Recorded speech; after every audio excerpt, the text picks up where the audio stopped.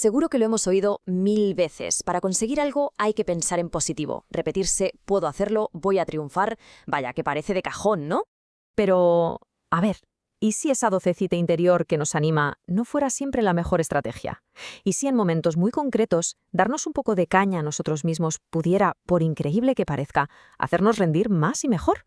Bueno, pues este es el plan de viaje que vamos a seguir. Primero, vamos a poner el pensamiento positivo bajo la lupa. Luego nos meteremos de lleno en un experimento muy curioso. Veremos el doble filo de la positividad, el sorprendente poder de la crítica y al final intentaremos entender qué significa todo esto para nuestro diálogo interno. Venga, pues arrancamos por el principio. ¿Qué pasa cuando una creencia popular entra en el laboratorio? Esta es justo la pregunta que se hizo un equipo de investigación en un estudio de 2021 que se publicó nada menos que en Scientific Reports.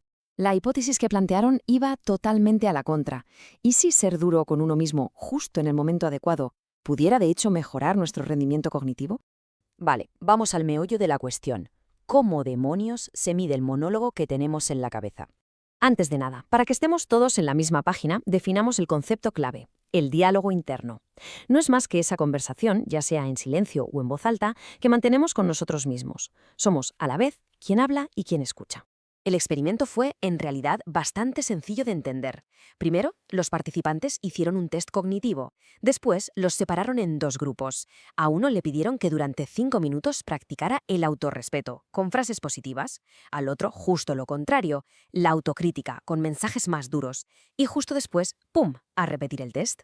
La gran pregunta era, ¿qué grupo iba a mejorar más? Y aquí es donde viene la sorpresa. El gráfico lo deja bastante claro. El grupo que se dedicó a animarse a sí mismo apenas notó cambios.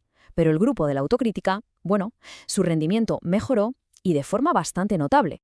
Es que si nos vamos a los números fríos y duros de la tabla del estudio, la diferencia es brutal. El grupo del autorrespeto mejoró un 5,61%. En cambio, el de la autocrítica subió un 17,07%.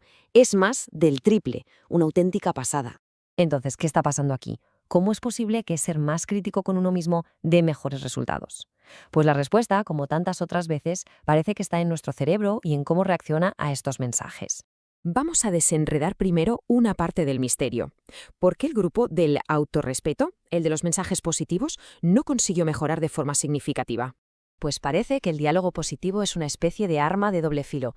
Por un lado, tiene su parte buena, mejora las funciones ejecutivas. Es como si le diera un chute de energía al jefe del cerebro. Pero por otro lado, tiene su parte mala. Puede crear un exceso de confianza poco realista, y eso nos lleva a ser más impulsivos y al final a rendir peor en la tarea. O sea que la clave está en que estos dos efectos, el bueno y el malo, básicamente se anularon el uno al otro. Y el resultado final fue, pues eso, que no hubo un cambio lo bastante grande como para ser significativo. Y ahora sí, vamos a la parte más sorprendente. Vamos a intentar entender qué mecanismo cerebral se activó en el grupo de la autocrítica para que su rendimiento se disparara. A ver, según los investigadores, esto no es magia. El estudio descubrió que la autocrítica lo que hace es crear un estado de menor confianza. Y ojo, esto no va de sentirse fatal, sino de ser más prudente, menos impulsivo. Es como si bajaran los humos de esa confianza exagerada que vimos antes.